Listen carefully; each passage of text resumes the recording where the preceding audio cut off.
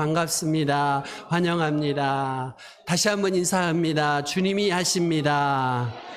다시 한번 하십니다. 주님이 하십니다. 복음은 인격이지요. 복음은 예수님이십니다. 그리고 복음 중에 복음은 죄 용서의 복음이지요. 오늘 본문 말씀을 보니까요, 예수님이 이 땅에 오신 중요한 이유가 있습니다. 우리의 죄 문제를 해결하시려고 오셨습니다. 예수님이 이 땅에 인간으로 오신 이유가 바로 그것이지요. 우리를 죄에서 구원하시기 위해서입니다. 마태복음 1장 21절, 아들을 낳으리니 이름을 예수라 하라. 이는 그가 자기 백성을 그들의 죄에서 구원할 자이심이라 하니라. 예수님이 십자가에서 피 흘려 돌아가셨잖아요. 그 이유가 무엇일까요? 우리의 죄 문제를 해결해 주시기 위해서였습니다. 마태복음 26장 28절, 이것은 죄사함을 얻게 하려고 많은 사람을 위하여 흘리는 바 나의 피 곧 언약의 피니라 말씀하십니다. 그러니 여러분들이요, 거듭 기억하십시오. 복음 중에 복음은 죄 용서의 복음입니다.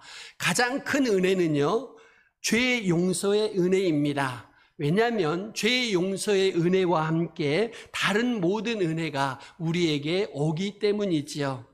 다윗을 생각해 보십시다. 그의 생애에 있어서 가장 그가 소중하게 여겼던 은혜가 죄 용서받은 은혜였습니다. 그가 이렇게 고백합니다. 내 영혼아 여호와를 송축하며 그의 모든 은택을 잊지 말지어다.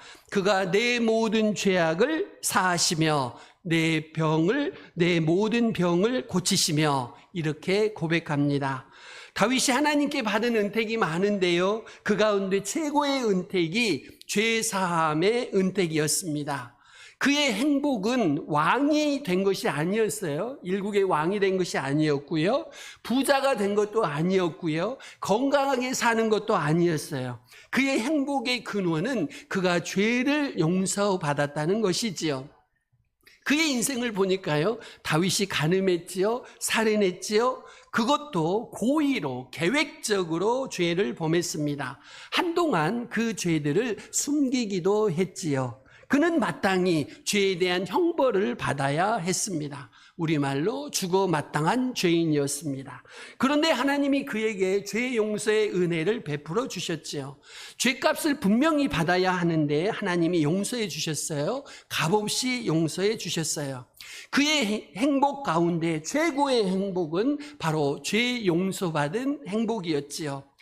로마서는 이렇게 말씀합니다. 다윗이 말한 바 불법이 사함을 받고 죄가 가리워짐을 받은 사람은 복이 있고 주께서 그의 죄를 인정하지 아니하실 사람은 복이 있도다 함과 같으니라.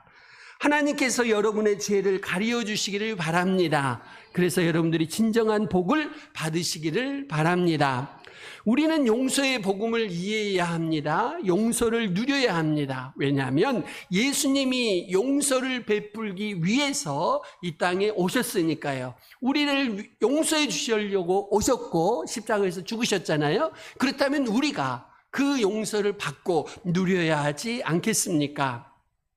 또한 용서를 받은 사람, 용서의 은혜를 누리는 사람만 다른 사람들을 용서할 수 있어요. 용서가 용서를 낳습니다. 용서를 경험해 본 사람만 용서를 해줄 수가 있어요. 용서를 누릴 줄 아는 사람만 용서를 누리게 할 수 있지요. 오늘 이 시간 여러분이 누군가를 용서하지 못하고 계신가요? 그 이유는 무엇일까요? 성경은 말합니다. 여러분이 아직도 주님의 용서를 모르거나 알더라도 누리지 못하기 때문입니다. 용서의 은혜를 깨닫기 위해서는 좀 먼저 아셔야 될 게 있습니다. 그것은 바로 죄지요. 왜요? 용서는 무엇보다 죄를 없애주는 용서니까요. 죄를 알아야 용서의 은혜를 알 수 있는 거지요. 죄의 형벌을 알아야 용서의 축복도 알 수 있습니다. 그래서 먼저 죄에 대해서 말씀을 드립니다. 첫 번째, 죄를 지은 인간은 심판 아래에 있습니다. 창세기로 돌아가 보십시다. 아담이 하나님이 먹지 말라고 하셨던 선악과를 따먹지요. 거기서부터 죄가 시작됩니다. 아담이 선악과를 따먹음으로 죄를 범했지요. 비극은 여기서부터 시작돼요. 하나님이 금하신 선악과를 따먹은 데서 죄가 시작되었습니다. 하나님의 말씀에 불순종해서 죄를 지었고요. 그 결과 저주가 우리에게 임했습니다. 심판, 정죄, 사망이 우리에게 왔지요. 그 이후에 아담은 에덴 동산에서 쫓겨나고요. 그 이후에 모든 인간 속에는, 우리 모든 인간 속에는 유전된 죄가 있습니다. 그래서 성경은 우리 모두가 죄인이라고 고발하고 있지요. 우리 인간은 아담이 지은 죄, 다시 말씀드려서 원죄를 우리 모두가 갖고 있고요. 그 뒤에도 우리가 자범죄, 우리 스스로 짓는 죄를 가지고 있습니다. 로마서 5장 12절, 그러므로 한 사람으로 말미암아 죄가 세상에 들어오고 죄로 말미암아 사망이 들어왔나니 이와 같이 모든 사람이 죄를 지었으므로 사망이 우리에게 이르렀느니라.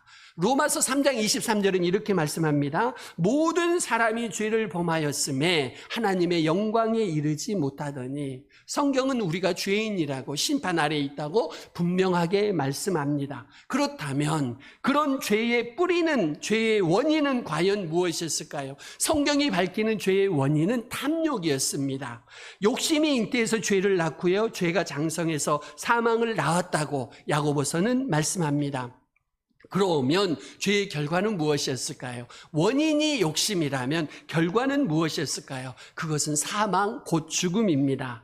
사망은요, 다른 말로 하면 분리라고 하는데요, 분리입니다. 죄를 범하면서 하나님과 우리 사이가 분리되었고요, 사람과 사람 사이에도 분리가 일어났습니다. 우리 자신과도 분리가 일어났고요, 자연과도 분리되었습니다. 단절되었고요, 조화를 상실했습니다. 우리 인간에게 죄가 불러온 것은 사망뿐만이 아니지요. 심판과 저주와 재앙입니다. 우리에게 있는 죄의 불안감, 죄책감, 수치심, 정죄감, 열등감, 사명감을 상실하고 생의 목적을 잃어버리지요. 우리가 마귀의 노예가 되고 사망의 죽음의 종이 되어 있어요. 일을 하면서도 일이 고통이 되어버렸지요. 여러분, 죄는 모든 것을 분리시킬 뿐만 아니라 모든 것을 파괴합니다. 죄가 들어오면요, 가정이 파괴돼요. 죄가 들어오면요, 교회도 파괴됩니다. 죄가 인간관계를 파괴하고 사업을 파괴하고 우리 인생을 파괴하지요. 이것을 보니까요, 죄는요, 단순히 이론이 아닙니다. 개념이 아니에요. 상상이 아닙니다. 죄는 세력입니다. 강력한 세력이에요. 어느 정도 강력하냐? 우리 모두를 죽일 만큼 죄는 강력한 세력으로 우리 안에 들어와 있습니다.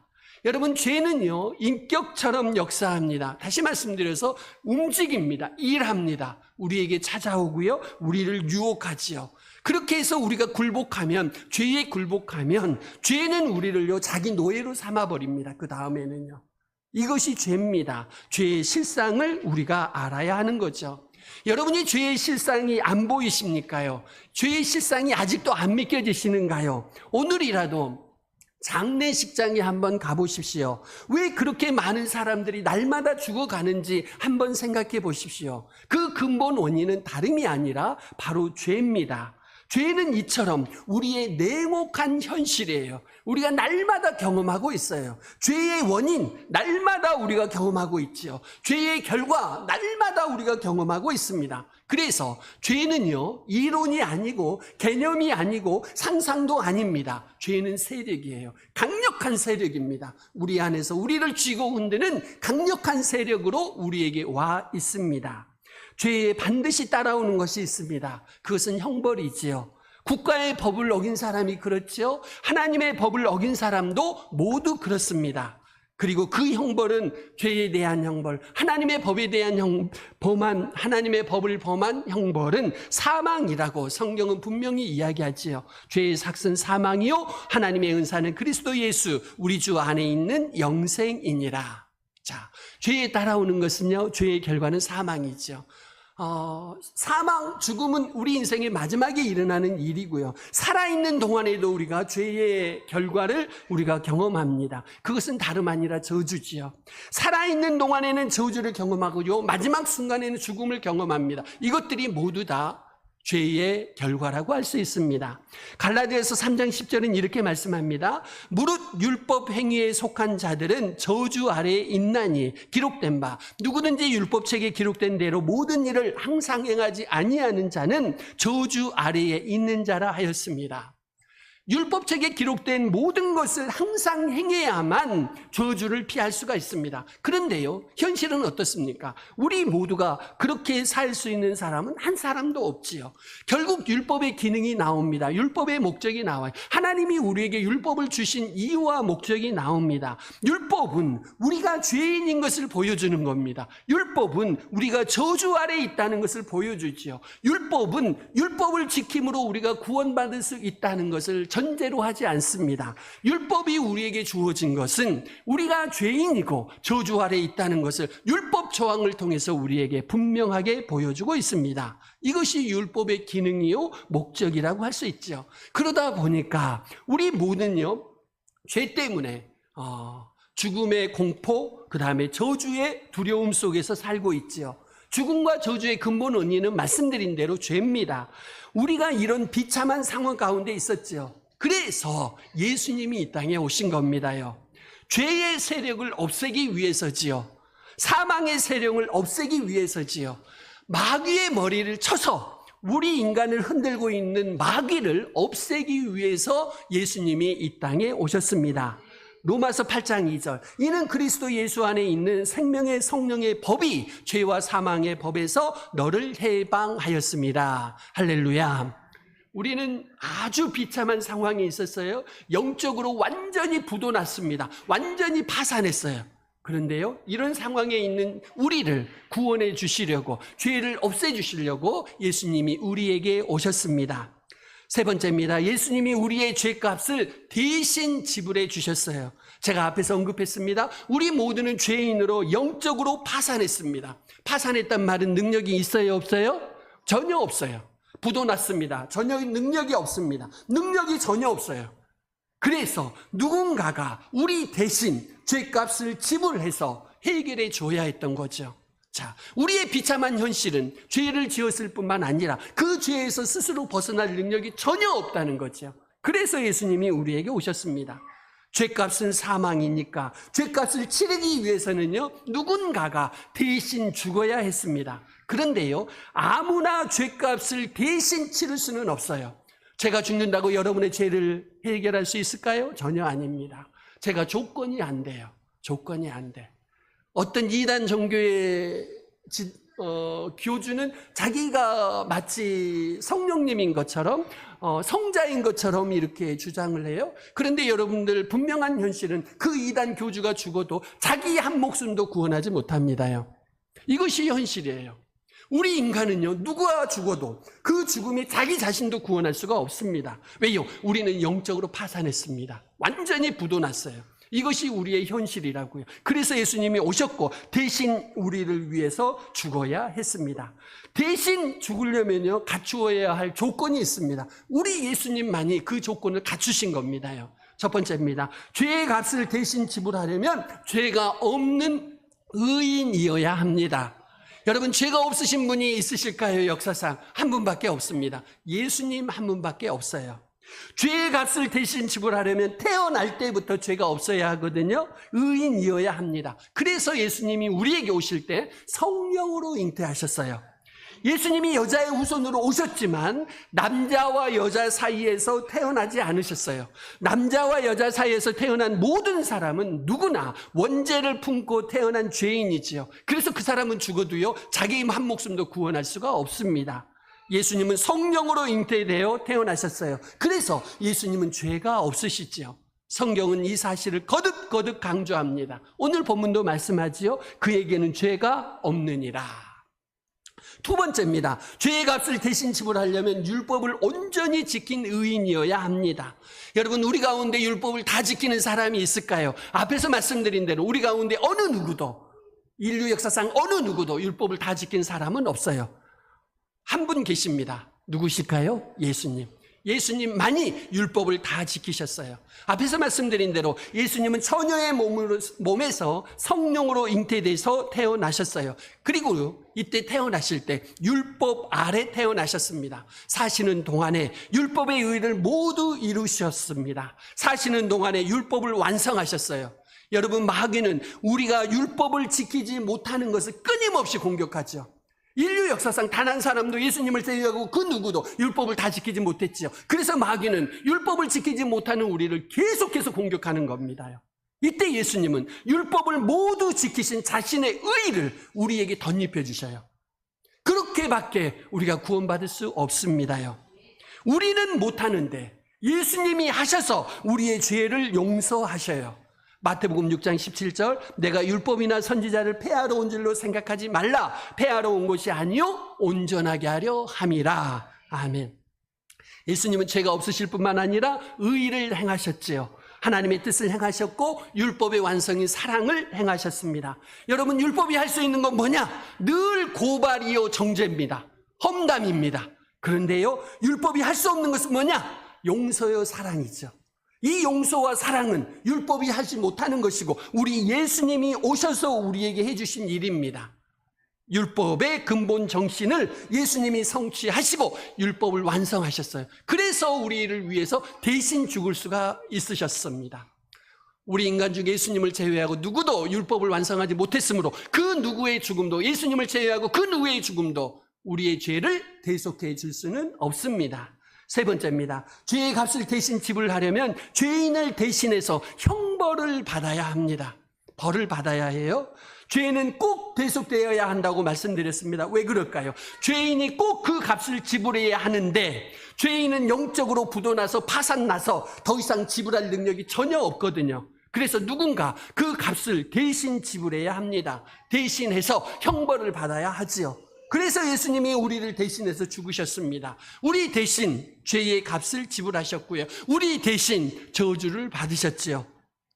갈라디아서 3장 13절, 그리스도께서 우리를 위하여 저주를 받은 바 되사 율법의 저주에서 우리를 속량하셨으니, 예수님이 형벌을 받으심으로 우리를 용서해 주셨어요. 예수님이 저주를 받으심으로 우리를 용서해 주셨습니다. 말씀드린 대로 예수님은 죄가 없으셔요. 그런데 저주를 받으셨죠. 형벌을 받으셨어요. 왜요? 우리의 죄를 용서하기 위해서였습니다. 여기서 거듭 강조되는 것은 대신이라는 단어입니다. 예수님은 죄가 없으신데 우리를 대신해서 저주를 받으셨고 형벌을 받으셨습니다. 그래서 우리의 죄값을 지불하셨지요. 네 번째입니다. 죄의 값을 대신 지불하려면 반드시 피를 흘려야 합니다. 피 흘리는 죽음이 없이는요, 용서가 없다고 말씀합니다. 죄가 사해지려면 피를 반드시 흘려야 합니다. 히브리서 9장 22절, 율법을 따라 거의 모든 물건이 피로써 정결하게 되나니 피 흘림이 없은즉 사함이 없느니라. 이거 하나님이 정하신 법이거든요. 예수님이 이 땅에 육신을 입고 오신 이유는요, 우리의 죄값을 대신 지불하기 위해서, 피를 흘리시기 위해서였습니다. 여러분, 영혼은 피를 흘릴 수가 없어요. 천사는 피를 흘릴 수가 없고 귀신도 피를 흘릴 수가 없어요. 육신을 가진 사람만 피를 흘릴 수 있습니다. 그래서 예수님께서는 우리의 죄값을 대신 지불하시기 위해서 피를 흘리셨던 것이지요. 여기서 우리가 기억해야 할 사실이 있습니다. 예수님이 십자가에서 피를 흘리심으로 모든 인류의 죄를 해결하셨어요. 하지만 그 놀라운 은혜를 경험할 수 있는 사람은 누구일까요? 그 사람은 예수님을 믿는 사람뿐입니다. 머리가 아플 때 두통약이 있어도 그 약을 먹지 않으면 소용이 없어요. 그 약을 믿고 먹어야 효과를 경험하고 두통이 사라지지요. 그 약을 먹어야 머리 아픈 문제가 해결됩니다. 죄의 문제도 마찬가지입니다. 하나님이 죄의 문제를 해결하는 약으로 예수님의 피를 우리를 위해 준비해 두셨지요. 하지만 그 피의 능력을 믿고 의지하셔야 합니다. 그 피를 믿고 마셔야, 성경적인 표현으로 마셔야, 그 뜻은 곧 믿는다는 겁니다. 그 죄의 용서를 받고 우리가 누릴 수 있습니다. 여기에 복음이 있습니다. 예수님을 믿을 때 우리의 모든 죄가 없어집니다. 죄가 없으므로 더 이상 정죄도 없고요, 심판, 저주, 사망도 모두 없어집니다. 그래서 우리 성도들이 육신의 죽음을 죽을 때 성경은 뭐라고 표현할까요? 잠잔다라고 표현해요. 천국으로 들어가는 관문이라고 표현하고 있습니다요. 이제 우리는 하나님이 예비하신 이 놀라운 용서의 선물을 받고 누리시기를 바랍니다. 죄의 용서를 받고 누리시기를 바랍니다. 하나님이 이걸 정말로 기뻐하십니다. 만약에 우리가 용서를 받아들이지 못하고 오늘도 누리지 못한다면 왜 그럴까요? 들어도 용서에 대한 확신이 없어서 그렇겠죠. 여러분 마음속에, 여러분의 심령 속에 용서에 대한 확신, 내가 정말 용서받았을까 하는 확신이 없이는 죄 용서의 은혜를 누릴 수가 없지요. 그렇다면 용서의 확신을 어떻게 가질 수 있을까요? 첫 번째입니다. 복음의 말씀을 받고 믿을 때 용서를 확신할 수가 있습니다.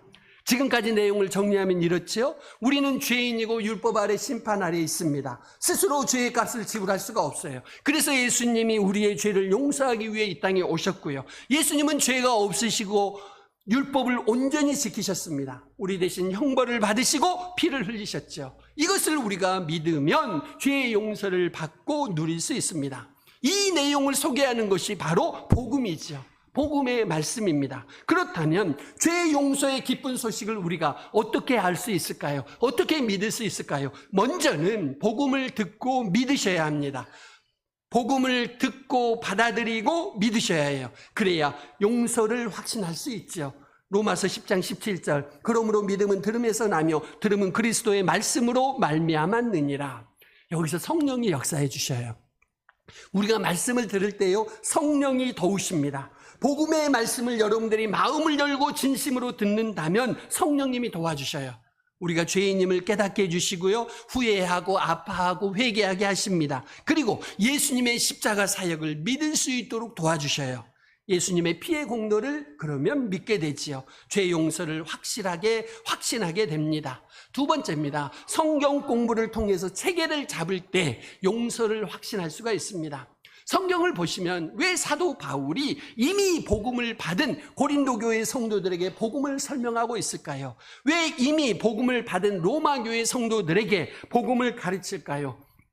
왜 이미 복음을 받은 디모데에게 배우고 확신한 일에 거하라고 권면하고 있을까요? 그것은요 우리가 받은 복음을 체계적으로 배울 때, 성경을 공부할 때 더욱 용서를 확신할 수 있어서 그렇습니다. 그래서 성경 공부를 하는 거죠. 성경에서 용서를 확신하도록 돕는 구절들이 여러 개 있습니다. 성경 곳곳에 많이 있습니다. 하나님의 용서, 죄의 용서에 대해서 끊임없이 말씀하고 있으니까요. 그중에 두 구절만 소개해 드립니다. 시편 103편 12절 동이 서에서 먼 것 같이 우리의 죄과를 우리에게서 멀리 옮기셨으며, 여러분 하나님께서 우리의 죄를 멀리, 정말 멀리 옮기셨어요. 동이 서에서 멀다고 하는 것은요 영원히 먼 것입니다. 여러분 동쪽으로 가면 갈수록 서쪽이 나올까요 안 나올까요? 절대 안 나옵니다. 여러분이 서쪽을 찾아서 동쪽으로 가면 갈수록 서쪽은 안 나옵니다. 그만큼 멀어지는 거예요. 동쪽으로 가면 갈수록 서쪽이 멀어지고 서쪽으로 가면 갈수록 동쪽이 멀어져요. 동과 서는 영원히 만날 수 없는 관계입니다. 하나님이 그렇게 멀리 영원히 떨어뜨려 놓으셨다. 죄를 멀리 하셨다고 말씀합니다. 또 미가서 7장 19절은 이렇게 말씀합니다. 다시 우리를 불쌍히 여기셔서 우리의 죄악을 발로 밟으시고 우리의 모든 죄를 깊은 바다에 던지시리이다. 여러분 기억하십시오. 여러분이 회개하고 예수님을 믿으시면 여러분의 모든 죄를 하나님이 깊은 바다에 던지십니다. 코리 텐붐 여사가 말하는데요, 이 깊은 바다 앞에는 팻말이 하나 써 있다고 해요. 팻말이 하나 붙어 있습니다. 그 팻말에는 뭐라고 써 있느냐? 낚시 금지. 낚시 금지. 저 깊은 바다에다가 우리의 죄를 몽땅 던져 넣으셨습니다. 그리고 팻말 하나 써 놓으셨어요. 낚시 금지. 낚시 좋아하시는 분들 죄송합니다. 낚시 금지. 뭘 낚시하지 말라는 거예요? 죄를 다시 끌어올리지 말라는 것입니다.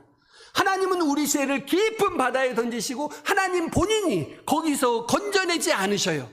그런데 우리는 어때요? 시시때때로 생강나무 한 마리씩 건져 올려서 괴로워하시죠. 그거 하지 말라는 거죠.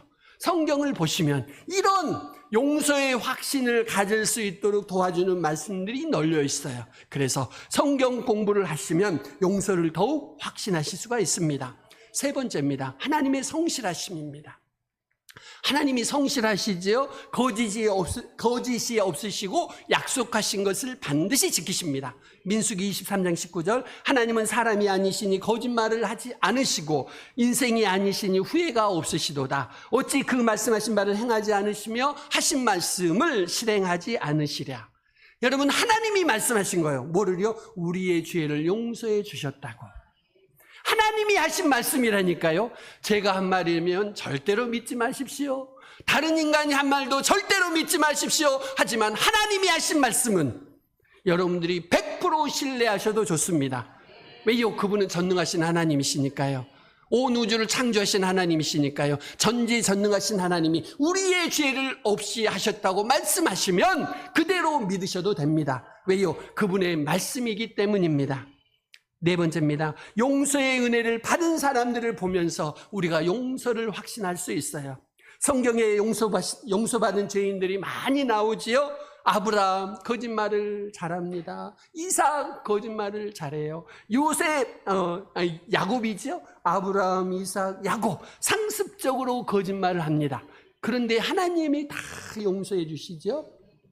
다윗 앞에서 말씀드렸습니다. 간음죄를 범하고 살인을 했어요. 그런데도 하나님이 그를 용서해 주셨어요. 바울 스데반을 죽이는데 동조했죠. 그렇지만 하나님이 그를 용서해 주시고 이방인의 사도로 사용하셨어요. 베드로 예수님을 3번이나 부인하셨죠. 그런데 용서하셨어요. 이후에 담대히 하나님의 복음을 전했습니다. 여러분, 성경에 보시면 흠이 많은 여인들이 여러 명 등장하죠. 기생 라합. 그런데 성경의 기생 라합의 죄에 대해서는 한마디도 언급하지 않으셔요. 놀라운 현실입니다. 기생으로 살다 보면 많은 일들이 있었겠죠. 본의 아니게 많은 일들이 있었을 것이고 많은 죄를 범했겠죠. 하지만 성경은요, 기생 라합의 죄에 대해서는 한마디도 하지 않으셔요. 다 용서해 주신 것입니다요. 죄가 없어서가 아닙니다. 다 용서해 주셨어요. 5번째입니다. 성령 충만할 때 용서를 확신할 수 있습니다. 여러분 안에 여러분의 자아가 충만하면요, 그럴수록 의심스러워요. 내가 용서받았는가? 여러분 안에 물질이 충만하면 갈수록 불안해져요. 여러분 안에 다른 것들이 충만하면 갈수록 여러분들이 의심스럽습니다. 용서받지 못한 것 같아요. 성령이 우리 안에 충만할 때만 용서의 확신이 생깁니다요.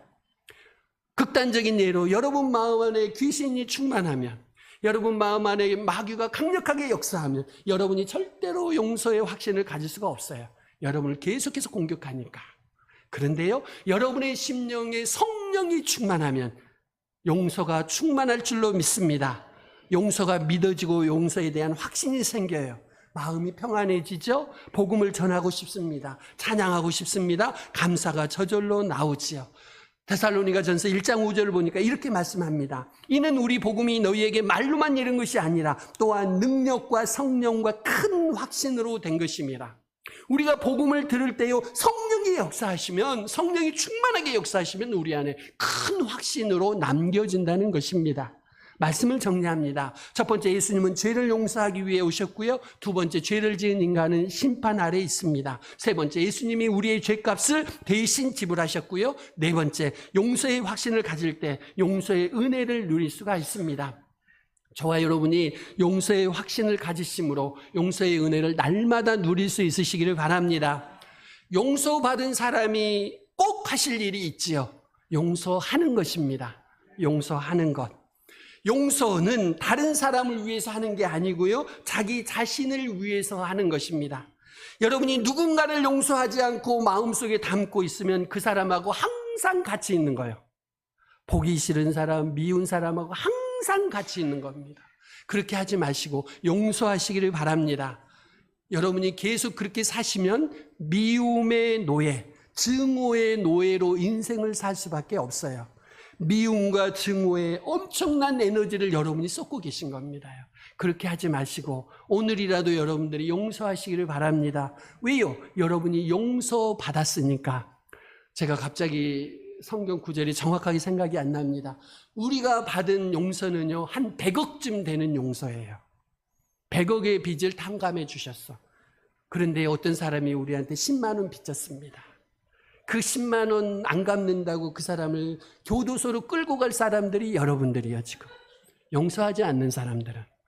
여러분이 100억의 빚을 탕감받았다면 10만 원 빚진 사람의 빚을 여러분이 탕감해줘야 당연한 거 아니겠습니까?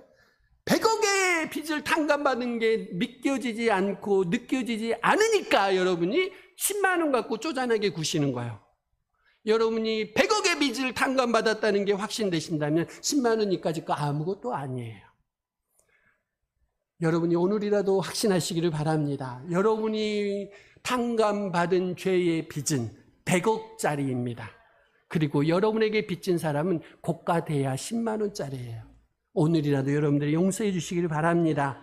주님의 풍성한 용서를 받으시고 그 용서를 이웃에게 흘려보내십시오. 이웃을 용서하십시오. 그래야 여러분의 마음에 진정한 평안과 자유가 올 것입니다. 우리 이 시간 같이 기도하십시다. 예수님은 우리의 죄값을 대신 지불하시면서 죄로 인해 심판 아래 있는 우리의 죄를 모두 용서하셨습니다. 주님 이 시간 용서의 복음을 받게 하시고 용서의 은혜를 누리게 하옵소서. 복음의 말씀을 받고 믿음으로 주님의 성실하심을 믿음으로 성령 충만해서 제 용서를 확신하며 용서의 은혜를 누리고 용서를 나누게 하옵소서. 우리 이 시간 같이 기도하시겠습니다.